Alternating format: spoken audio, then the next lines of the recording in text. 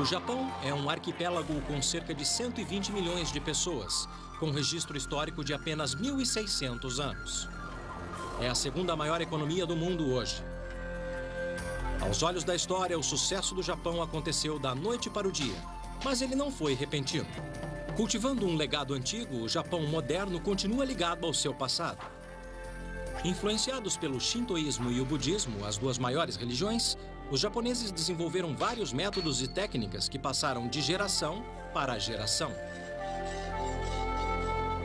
Durante séculos, os artífices japoneses lutaram para se tornarem unos com os materiais escolhidos, aperfeiçoando aos poucos seus métodos. Embora muitos ofícios lutem para se manter no mercado moderno, a essência dessa sabedoria permanece. Ela foi a chave do sucesso do Japão, e ainda é. E eu vou lhes mostrar como a sabedoria da antiguidade ajuda a explicar a maravilha industrial do Japão moderno.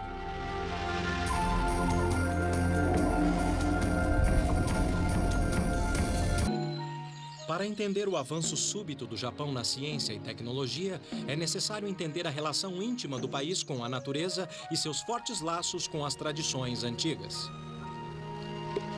Os antigos acreditavam que um espírito, ou kami, vivia em tudo. Principalmente nas árvores. Madeira! Porque, segundo uma lenda antiga, os primeiros japoneses vieram dos céus, descendo de ciprestes. A busca da essência que modelou a tecnologia moderna floresceu na antiga capital, Kyoto. É aqui que o mundo antigo e moderno se encontram. As construções na parte velha da cidade são um testamento do amor dos japoneses pela madeira. Sua ligação espiritual com as árvores inspirou as técnicas de construção antiga do Japão. Eu vim até essa casa de família aos arredores de Kyoto para ver uma coisa que não se vê com frequência. Especialista em construções antigas, Kiyoshi Yasui fez da preservação de casas construídas com antigas técnicas de carpintaria sua missão. O Sr. Yasui acaba de começar o processo de desmonte. Ele está desmontando parte por parte desta casa para algum dia reconstruí-la em outro lugar. É uma oportunidade rara de ver os detalhes da construção. O Sr. Yasui apontou as principais características da construção. A coluna principal. Como a armação de um guarda-chuva, uma casa tradicional japonesa é construída em torno de um pilar central, que é ligado a vigas de apoio com encaixes complexos. A estrutura é um sistema de armação vertical e horizontal. A coluna da casa, entendi. Vigas grandes, entendi. Enorme, a viga é uma árvore de quase 18 metros. Influenciados pelo shintoísmo, os carpinteiros japoneses tradicionais gostam de incorporar a forma natural da madeira ao projeto. Eles incluem até os galhos e a curvatura natural para evocar o espírito, o kami, que eles acreditam que viva dentro de cada viga. O Sr. Yasui explicou com detalhes a técnica que os construtores antigos desenvolveram para acomodar as formas e ângulos variados. Os antigos chamaram de técnica de entrelaçamento, onde ripas e sulcos se encaixam como um quebra-cabeça. Ela move. Ah, entendi. Eu entendi. Então, se houver um terremoto, ela balança. A flexibilidade e durabilidade da estrutura repousam nas engenhosas juntas entrelaçadas.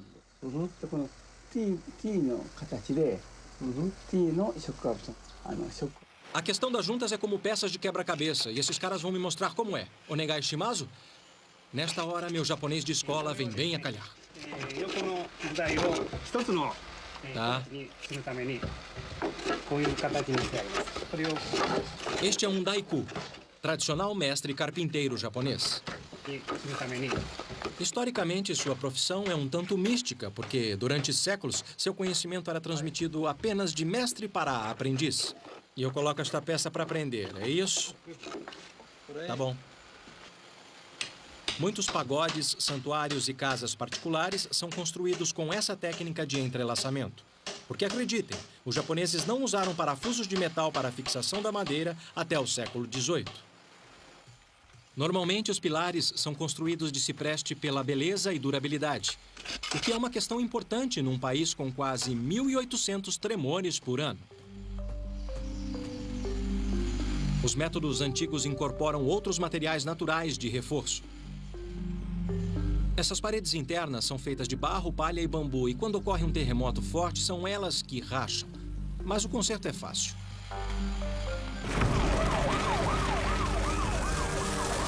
Em 1995, um terremoto de 9,6 em Kobe destruiu 100 mil residências construídas no estilo tradicional em apenas 20 segundos, deixando 300 mil pessoas desabrigadas e matando milhares. No entanto, no mesmo terremoto, os pagodes mais altos permaneceram em pé. Embora tendo centenas de anos e construídos usando a mesma técnica de entrelaçamento, eles não desabaram. Intrigado com o mistério, eu quis saber mais. Então fui ao pagode no templo Kiyomizu para encontrar um especialista. Peter Kazuo Mishinzawa é professor de engenharia estrutural na Universidade de Kyoto. Como é que funciona? Ele explicou que, apesar de a flexibilidade da técnica de entrelaçamento aumentar a resistência ao terremoto, o componente crucial está no interior. Segundo o professor Mishinzawa, a resistência ao terremoto é uma questão de movimento e harmonia. O incrível é que o segredo está no pilar central. Diferente daquele na casa preservada do Sr. Yasui, este não serviu de apoio central, mas como uma espécie de poste telefônico no centro do pagode. O mais incrível é que este pilar vertical foi fixado apenas no primeiro andar, mas em nenhuma parede. Esta é a base do pilar. Sim. Então não está no alicerce do pagode. Isso. Ele começa no primeiro andar. É no topo do primeiro andar. Entendi. Isso. É nessa área que estão conectados. E lá em cima é flutuante. Olha só, está se movendo. E como é que isso funciona? Como é que o pilar consegue absorver toda essa força? O módulo de vibração da estrutura externa é bem diferente do pilar central. Entendi. Ele absorve a força do resto do prédio e leva para dentro. Isso, leva. É assim que funciona. Quando a terra se mexe, o pagode se move como uma cobra, pendendo em direção ao pilar central rígido, que se opõe ao movimento da estrutura exterior e evita que ela venha abaixo. Esse é o segredo de resistência ao terremoto. É aéreo. Podemos movê-lo? Pode. Ah, olha só. É espantoso.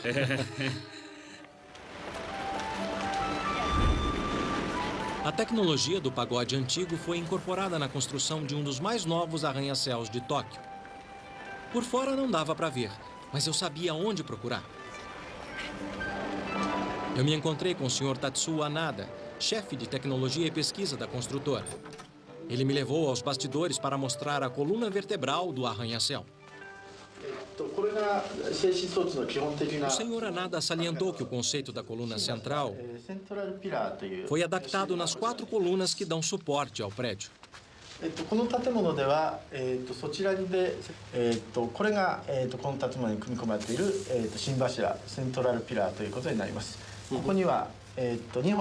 Então isso absorve a força que depois sobe pela coluna. Uhum.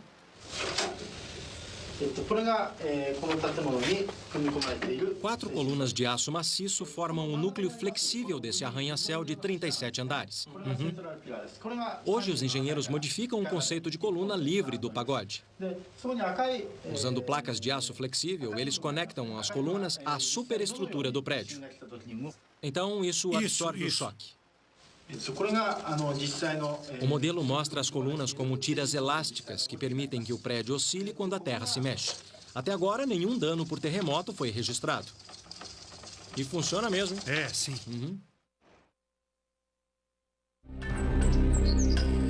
Um período na história deixou uma marca profunda no Japão moderno. O tempo dos guerreiros samurais. O símbolo desse tempo ficou famoso no mundo, a espada samurai.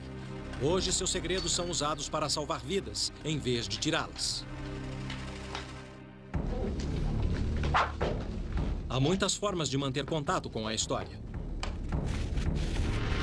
A antiga arte do Laido provém do grupo que testava as espadas. Através do Laido, eles testavam um equilíbrio, a flexibilidade da espada e se ela faria seu papel. Olhando, você acha que isso não exige esforço. Na verdade, essa espada é bem pesada. Tem aproximadamente 70 centímetros de comprimento e pesa quase 1 quilo. O domínio de vários golpes com elegância requer muita prática.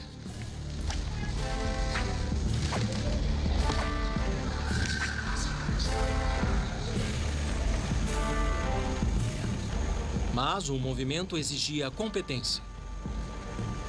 Eu não sabia que era tão difícil guardar a espada na bainha, sem cortar o dedo fora.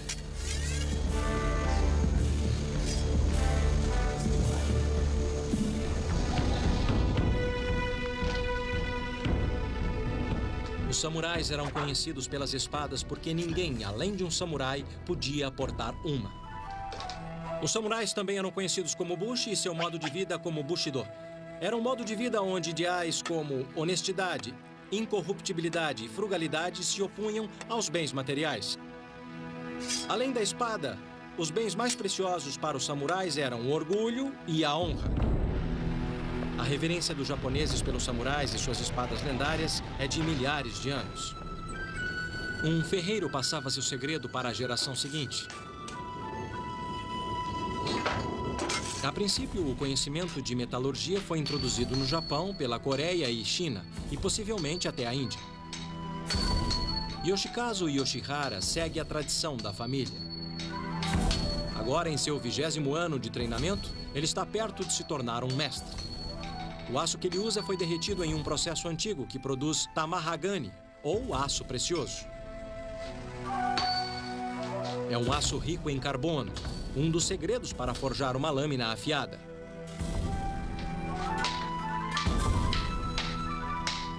Uma espada começa como um lingote cuidadosamente selecionado de pedaços de tamahagani forjados juntos.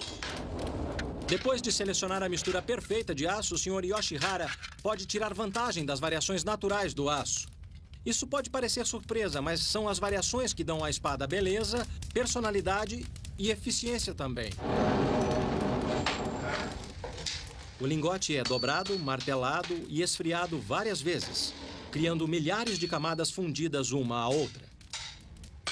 Pela cor do metal aquecido, o ferreiro sabe quando a temperatura está correta. Na 10ª geração de mestres artífices, o Sr. Yoshihara é um tesouro vivo do Japão. O governo japonês o reconheceu como exemplo da tradição antiga na arte de fazer espadas. Qual é o segredo para se fazer uma espada perfeita? O mestre Yoshihara acredita que primeiro você deve seguir sua própria natureza. Se você for natural e firme em sua crença e flexível no modo de lidar com a vida, então seu espírito habitará a lâmina e a tornará perfeita.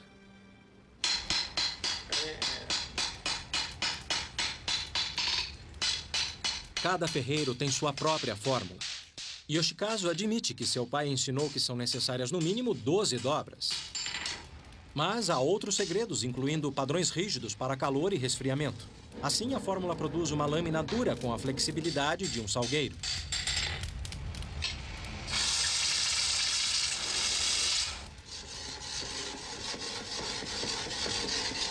Finalmente, ela é polida à perfeição. Hoje, a história mortal da espada é esquecida facilmente diante de sua beleza marcante. "300 anos depois, a mesma tecnologia de lâmina afiada, que antes tirou inúmeras vidas, é transformada para ajudar no alívio do sofrimento. As indústrias Kai em Seki, Nagoya, são famosas no mundo por suas lâminas cirúrgicas. O gerente, o Sr. Katsuaki Yamata, disse que eles gastam muito tempo e esforço replicando o aço samurai no processo de forja. O Sr. Yamata pediu para que eu experimentasse. Fiquei surpreso ao ver como o aço pode ser macio. No processo de aquecimento e resfriamento, o aço macio e flexível se torna rígido.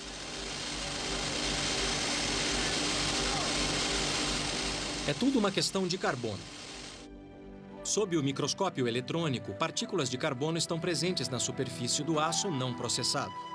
Depois de uma série de aquecimento e resfriamento, as partículas de carbono vão para dentro da lâmina, conferindo força ao aço. Já na espada samurai, o aço final mostra camadas produzidas pelas dobras, que dão flexibilidade às lâminas. Esses instrumentos de precisão usados para microcirurgias são um legado duradouro dos ferreiros antigos. Na história japonesa, o conhecimento antigo e a tecnologia moderna estão quase sempre lado a lado. Aqui na cidade de Seki, um centro tradicional na fabricação de espadas samurais, a corporação Kai é a principal fabricante de instrumentos de corte do Japão. Como nos tempos dos samurais, a melhor lâmina é flexível e não perde o corte. As guerras marcaram a era samurai. Medidas de segurança engenhosas protegiam um comandante supremo ou shogun de ataques furtivos. Parece uma casa de passarinho aqui dentro. Mesmo no Castelo Nijo, em Kyoto, o shogun nunca se sentia totalmente seguro. Então, para se prevenir de intrusos, ele instalou o chamado piso rouxinol. É um piso que canta como se fosse um rouxinol. Ele funciona assim. Montado em cima de tábuas de assoalho, presilhas de ferro são friccionadas, criando o som de um gorjeio quando alguém pisa nas tábuas. A inovação sublinhou a era samurai até o fim. Foi um tempo de paz. Sem a ameaça constante de guerra, a vida de um samurai continuou sendo definida pelo ritual. Foi quando a famosa cerimônia do chá se desenvolveu. A cerimônia do chá se tornou tão popular que iniciou uma indústria, principalmente na antiga capital, Kyoto.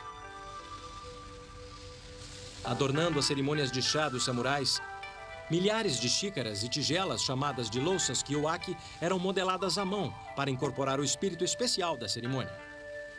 Apesar de a cerâmica estar entre os materiais naturais mais antigos da humanidade, o método de produção permaneceu constante. A modelagem secular da argila deu aos japoneses um profundo conhecimento da capacidade dos materiais. Embora a eletricidade tenha substituído a roda de pedal, poucos oleiros, como o mestre Imi, mantêm a antiga tradição kiwaki viva. Ele me deu uma lição da arte antiga de modelar.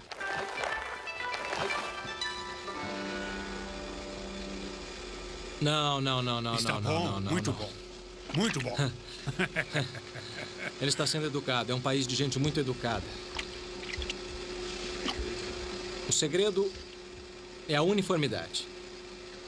À medida que o mercado ficou maior e mais sofisticado, houve uma procura por formas novas e incomuns. E uma das qualidades que eles mais prezavam era uma pequena irregularidade, porque era a irregularidade que tornava a peça única. A que eu fiz está irregular, mas eu quero uma segunda opinião.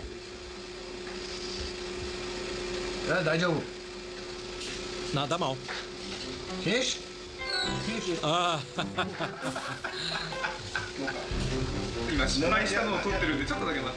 Já cansei disso.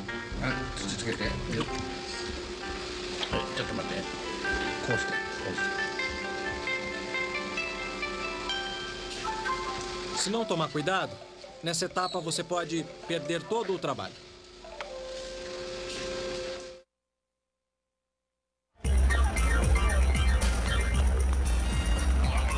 Muitas tecnologias antigas estão morrendo.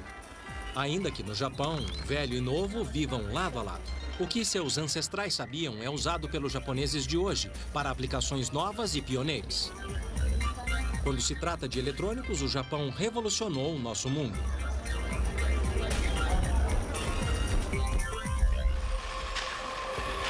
A procura pela essência deu aos japoneses um conceito e, por fim, uma vantagem econômica.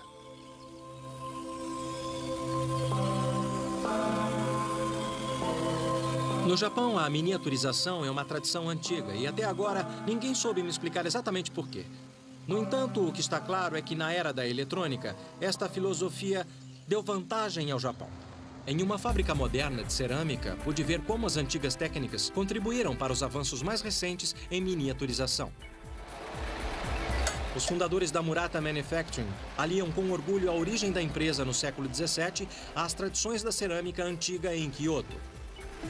Em vez de louças, agora eles fabricam componentes eletrônicos. O Sr. Tetsuya Iketa, chefe de desenvolvimento da Murata, me apresentou um de seus produtos básicos de cerâmica. Tetsuya, você poderia me dizer o que é isso? Sim, é uma placa cerâmica para circuitos. Placa de circuito. Sim. Depois de séculos trabalhando com argila, os cientistas em Murata mudaram o curso da história tecnológica. Desenvolveram cerâmicas inovadoras. Assim como um material clássico, elas podem ser moldadas em qualquer formato. Mas o melhor é que elas têm propriedades elétricas. Os antigos fornos foram substituídos por fornos eletrônicos que operam em temperaturas precisas. Da mistura de componentes até o resfriamento das placas acabadas, o controle preciso é a chave para o sucesso. E ela está quente mesmo quando sai. Mas não sai quente, porque a zona de resfriamento fica aqui. Ela esfria, tá Isso. bom. Pois é. Vamos ver. Essas placas de circuito são cerâmicas preparadas com propriedades agregadas.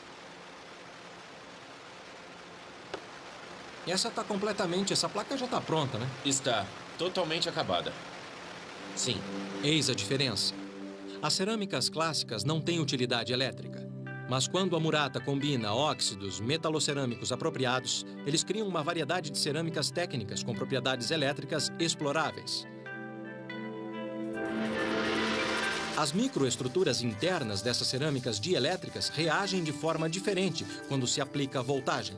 Enquanto alguns componentes cerâmicos bloqueiam o fluxo de elétrons, outros respondem mecanicamente fazendo um componente vibrar ou pulsar e fazer coisas como tocar seu celular.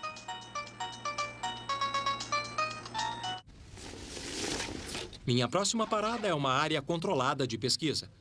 Vamos lá? O filme é uma cerâmica. É, filme cerâmico. Nesta área livre de contaminação, eles trabalham em um componente experimental. A base é uma mistura de cerâmicas técnicas aplicadas com moderação num filme plástico fino. Quando aquecido no forno do processador, o filme cerâmico ultrafino encolhe e fica mais fino ainda. Em um processo secreto, camadas de filmes cerâmicos microfinos são usadas na elaboração de componentes eletrônicos complexos. Um dos componentes fica nesses capacitores minúsculos fantásticos. Ele fornecerá circuitos de memórias ainda menores. De louças a eletrônicos, é mesmo incrível como o Japão conseguiu trazer a tecnologia antiga para os nossos tempos modernos. Mas a origem antiga de uma ferramenta usada para inspecionar os poderosos microchips de hoje é ainda mais incrível.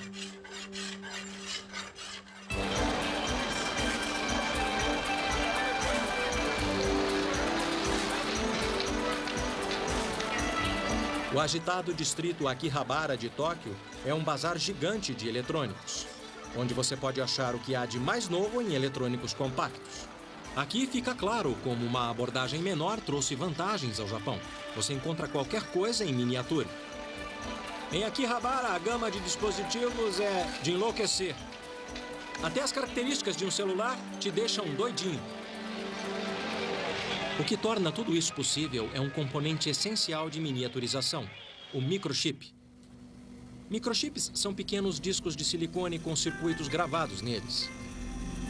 A superfície tem que estar perfeitamente lisa para garantir conexões confiáveis. Na Yamashita Denso Corporation, o Sr. Mitsuo Yamashita, o presidente, me apresentou uma aplicação moderna surpreendente da técnica antiga. Esta máquina, chamada espelho mágico, examina imperfeições em discos de silicone polidos. Funciona assim. Raios de luz batem na superfície lisa e refletem no mesmo ângulo. Qualquer desvio na superfície faz com que eles reflitam em ângulos diferentes. Essas imperfeições são tão sutis que não dá para ver a olho nu. Parece bom. Usando o princípio de reflexão, a máquina pode detectar imperfeições na superfície de menos de 2 nanômetros, que são de 2 a 3 bilionésimos de 1 metro. Elas aparecem como áreas escuras onde a superfície não está lisa. Para o disco ser usado como chip, a imagem deve estar completamente branca, ou seja, livre de desvio, como esta aqui. Espelho mágico ou tecnologia Makio tornou-se um padrão mundial. Mas por que é chamado de espelho mágico? Mais uma vez, a resposta está no passado.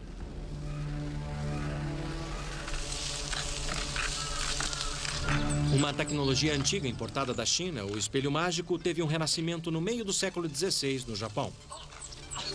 Nessa época, o cristianismo era considerado uma influência estrangeira e um obstáculo para o estabelecimento do controle absoluto das pessoas. Ser cristão era ilegal. Mostrar sua fé em público podia custar sua cabeça. No entanto, durante esse período negro, o espelho mágico salvou vidas. Placa de cobre fundido e polido pela mão de um mestre. A verdadeira mágica do espelho é sua precisão. A imagem é esculpida na superfície refletora de modo tão sutil que, se você olhar no espelho, tudo que vê é você mesmo. Mas se o espelho reflete luz branca, a história é outra.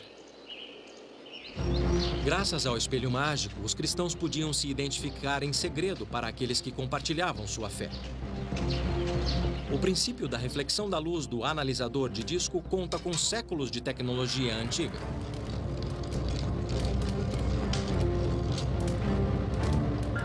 Para descobrir como a imagem fica dentro do espelho, eu visitei uma oficina tradicional em Kyoto. A família Yamamoto faz espelhos mágicos há quase 200 anos. Eles seguem um processo antigo com poucos toques modernos.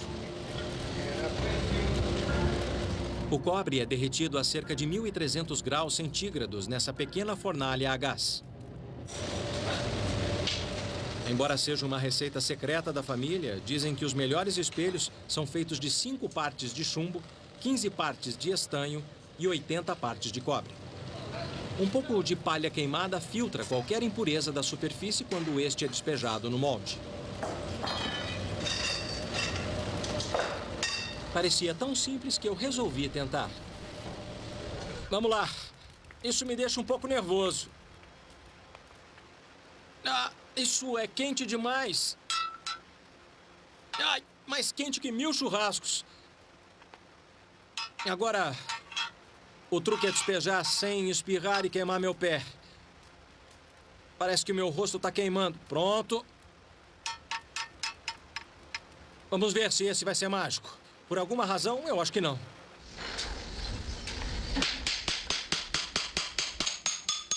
Duas horas depois, o molde está frio e a peça fundida é retirada. A placa de cobre é branca de um lado. Hoje, o outro lado mostra Buda. Porém, durante a perseguição, um fundo falso ocultava uma imagem cristã. E aí começa o processo mágico de acabamento. O Sr. Yamamoto é a 5ª geração da família de fabricantes de espelho mágico. Há 8 anos ele estuda o ofício aqui na oficina do pai dele. Mas ele ainda tem 2 anos, antes de chamar a si mesmo de mestre. É o tempo que leva para aprender o toque.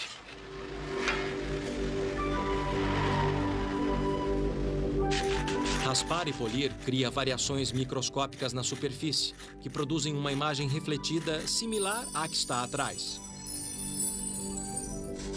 São necessárias semanas de raspagens cada vez mais refinadas para criar a imagem na superfície do espelho.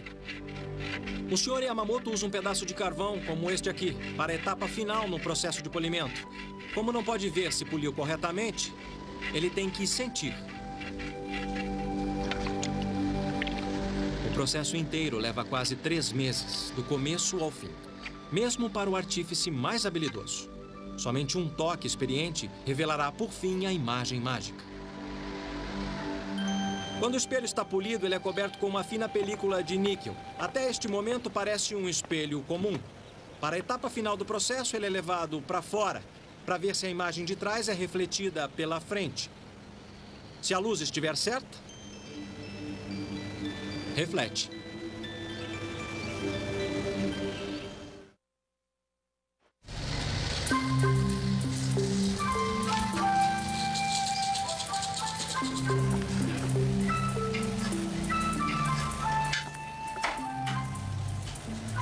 Muitas das tecnologias do Japão moderno são baseadas em adaptações que datam de 300 anos, do período Edo. No século XVII, um relógio mecânico europeu foi trazido de presente ao Japão. o que despertou uma inovação inimaginável. Durante o período Edo, ciência e tecnologia se concentraram na busca do Li, o princípio básico da natureza. Quando os artífices bateram o olho no relógio, ficaram tão assombrados com seus movimentos que eles o desmontaram para descobrir a força que o movia. Molas e engrenagens escondidas no relógio faziam a mágica assombrosa.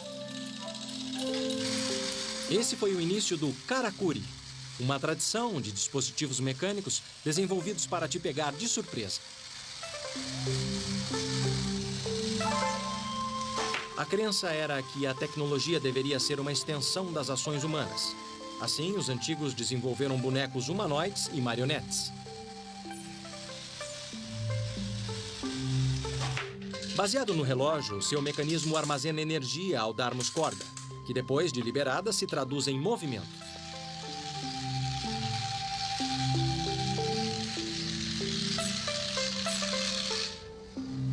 Na tradição karakuri, a tecnologia fica escondida para que você não saiba por que o dispositivo faz o que faz. Para os antigos, isso era magia. Neste caso, a surpresa é que o Shahakob Ninjio, ou mecanismo de bonecos servindo chá, era acionado por uma xícara de chá.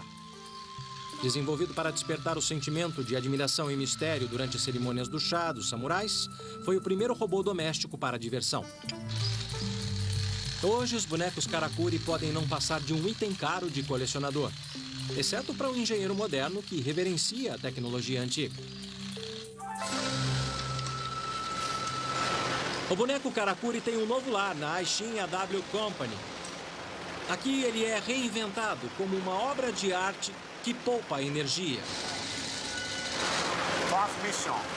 O Sr. Shingahara Akata, engenheiro-chefe da Aishin, explicou por que se interessou pelo boneco karakuri. Essa é a máquina velha. Nesta fábrica, peças pesadas são movidas de um ponto da montagem para outro através de esteiras elétricas complexas. São motorizados. Para um trabalho tão simples, ele achou que devia haver um jeito melhor. Recuperando um mecanismo do passado, o Sr. Akata copiou o antigo boneco karakuri de madeira usando materiais modernos.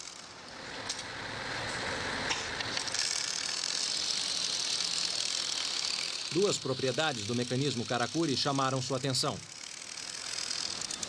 Na primeira, o Sr. Akata percebeu a energia enorme que podia ser armazenada na mola. Na segunda, a quantidade de peso que podia ser usada para liberar a energia que movia as engrenagens. A reconstrução do mecanismo antigo inspirou uma adaptação eficiente. Essa é uma nova função do boneco mecânico. Agora o senhor vai me explicar como isso funciona. Para mover as peças pesadas, o Sr. Akata construiu um carrinho karakuri. O carrinho é movido por molas e engrenagens industriais. O peso da peça força a engrenagem, comprimindo as molas que, em princípio, armazenam energia. Tá? Então o próprio peso faz tudo. A peça desliza até o carrinho, liberando a trava que permite que ele se mova. Quando o carrinho atinge o ponto de transferência, o impacto transfere a peça para o condutor. As molas são liberadas girando a engrenagem que leva o carrinho de volta à posição original. E vai descomprimindo a mola até chegar do outro lado. Não é necessária energia externa, como a eletricidade. É incrível. A adição desse efeito positivo ao mecanismo do boneco karakuri gera uma economia de energia significativa. Esse faz o mesmo? Então, depois de 300 anos, o espírito do boneco karakuri vive nessa fábrica moderna. Se você achou isso legal, espera para ver o resto.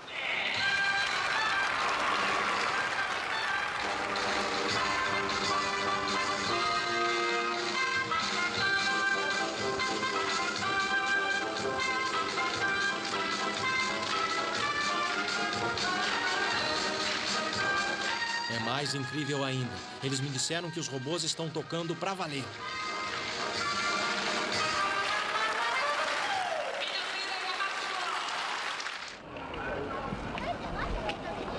A crença dos japoneses em Li, a força escondida dentro da máquina, levou uma indústria gigantesca a produzir robôs humanoides.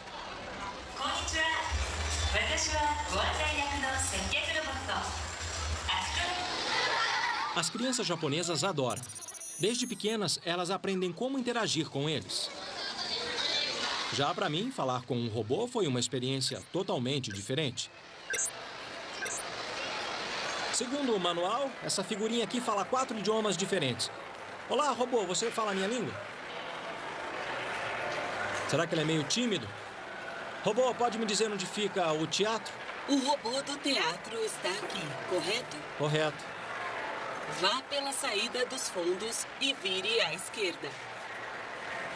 Vire à direita na junção T e você o verá na sua frente. Muito obrigado. Apesar de os robôs da exposição serem fascinantes, uma visão do nosso futuro relacionamento com as máquinas exige uma visita a um humanoide já lendário. O Dr. Hiroshi Kobayashi construiu Saya, a recepcionista. Essas são as palavras que ela conhece? Podemos tentar? Sim, pode tentar. Levou 12 anos para ele criar suas emoções. Konnichiwa? Konnichiwa. 大学のこと、私、さやについてご案内できます。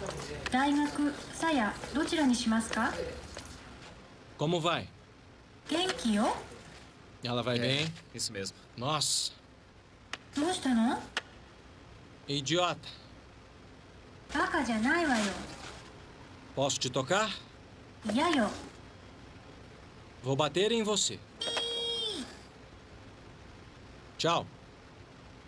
バイバイ。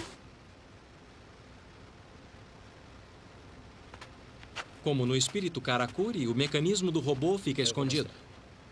Só que mais parecido com um filme de ficção. Bom, na verdade, existem quase 20 pontos no rosto. Depois de processada por um computador, a palavra dita dispara uma sequência de ações mecânicas. 19 linhas de ar comprimido com mangas contraídas especiais ficam presas atrás do rosto do robô. O ar comprimido faz a manga contrair e demonstrar 12 expressões faciais. Puxando... Puxando. Por que se dar ao trabalho de produzir uma coisa que pareça um ser humano? Por que não ter uma caixa que fala? Porque a realidade é muito importante para a comunicação entre humanos e o robô. É por isso que eu me concentro na quebra da barreira do robô. Entendi. Você quer convencer as pessoas que estão falando com um ser humano de verdade. Então você está no caminho certo. Se a história serve de indicação, Saya é um exemplo que mostra até onde a tecnologia antiga pode ir. Bye, bye. É claro que há 2000 anos, os tecelões de seda do Japão não imaginaram o impacto de seu ofício, principalmente no campo da biofarmacêutica. E foi sua sabedoria antiga que forneceu aos engenheiros genéticos as pistas para uma proteína que salva vidas. A parte norte do interior do Japão é coberta por fileiras de árvores como esta. Em outra época, elas foram a fonte de riqueza da nação. O milagre da seda começa com a amora. Aquilo que entra no bicho da seda, como folha, sai como seda. Um processo que os japoneses exploram e estudam há séculos. Mas agora, em dias de algodão e poliéster, o processo por si só está sendo transformado. É incrível pensar que a seda faz parte da cultura do Japão há mais de 2000 anos. A sericultura foi trazida ao Japão por volta de 300 anos antes de Cristo. Desde então, famílias por todo o Japão produziam o tecido precioso à mão. Um kimono criado com seda feita à mão é um bem de família que pode chegar a custar $40 mil. O custo está no artesanato. Yuki, antigo centro produtor de seda, ainda possui algumas oficinas tradicionais. Aqui, tecidos de seda com padrões complicados são tecidos em teares inspirados na antiga tecnologia chinesa. Mas gerações de mestres como Akira Suto aperfeiçoaram esse processo de amarração com nó único. Ele está preparando o fio para várias fases de tintura, que por fim criarão padrões sutis. Mas primeiro é preciso ter o fio. É o segredo da seda japonesa. A fibra de seda é uma secreção de 2 glândulas da cabeça do bicho da seda, que cria o casulo. A lagarta leva de 2 a 3 dias para fazer o casulo, enrolando o fio que tem mais de 1,5 km de comprimento. A seda seca quando entra em contato com o ar. A senhora Murata me mostrou como enrolar o fio na tradição antiga de modo frouxo e não apertado. Konnichiwa. Arigato. Arigato. É preciso muita habilidade para desenrolar os casulos do bicho da seda. Quando os casulos são desenrolados, a seda é puxada e torcida em um fio. A saliva a deixa macia. É mais difícil do que parece. O truque é deixar a seda sempre com a mesma espessura. Leva tempo para aprender.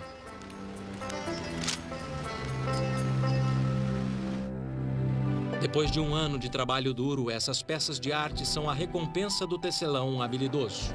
E quanto mais o fio sintético é usado, mais a seda tradicional se torna preciosa.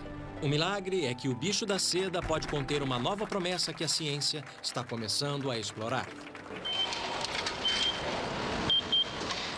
O Instituto Nacional de Ciências Agrobiológicas não fica longe de Yuki, a antiga cidade da seda, mas está a anos-luz em termos de produção de seda. Eu me encontrei com o Dr. Toshiki Tamura, chefe geneticista do laboratório. E aqui estão eles, os pequenos bichos da seda. Existem mais de 1000 tipos por todo o globo, e o Japão está familiarizado com 600 deles.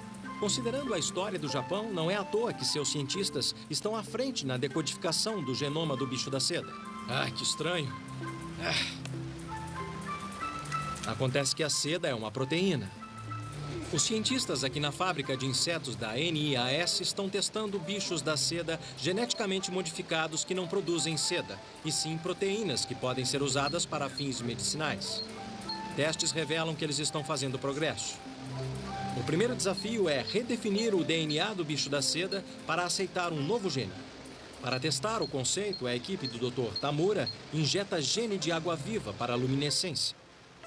Se eles conseguirem juntar em seus DNAs, os bichos da seda desses óvulos serão verdes sob a luz ultravioleta. Esses bichos da seda modificados geneticamente podem produzir proteínas úteis, tais como o interferon, que é usado contra o câncer. Se der certo, a nova biotecnologia pode fazer do Japão o maior jogador do super lucrativo mercado farmacêutico. O que ele está olhando? O bicho da seda? É, o bicho da seda. Ele está olhando, como você pode ver aqui. O Dr. Tamura explicou que o brilho verde é a prova que o gene fluorescente da água-viva foi introduzido com sucesso no DNA do bicho da seda. A próxima etapa é crucial para o sucesso da equipe. A chave é conseguir um novo gene para produzir a proteína do bicho da seda. O que é isso? Esse aqui é o casulo. O casulo brilhante significa que a junção biotécnica foi um sucesso. Entendi. Então essa é a prova que o processo funciona. É, como você pode ver aqui. A equipe está no caminho certo para colocar o bicho da seda na luta contra o câncer e acrescentar outra inovação no nosso mundo moderno, baseado na sabedoria da antiguidade. Andando por Tóquio à noite, eu percebi o quanto a tecnologia japonesa tem sua raiz nas tradições antigas. Seja com bonecos que serviam chá, transformados em robôs, seja nas técnicas de carpintaria transformadas em arranha-céus resistentes a terremotos. A engenhosidade do Japão parece se recarregar quando olha para seu passado, pegando as tradições antigas e projetando-as no futuro. Hoje, muitos ofícios tradicionais do Japão estão morrendo, mas o que permanece é a sua essência, o efeito que elas têm em nós. Traduzindo o conhecimento antigo em tecnologia moderna, o Japão ganhou uma vantagem única. Graças à sabedoria da antiguidade, o Japão está abrindo novas portas para uma nova era de ciência e tecnologia.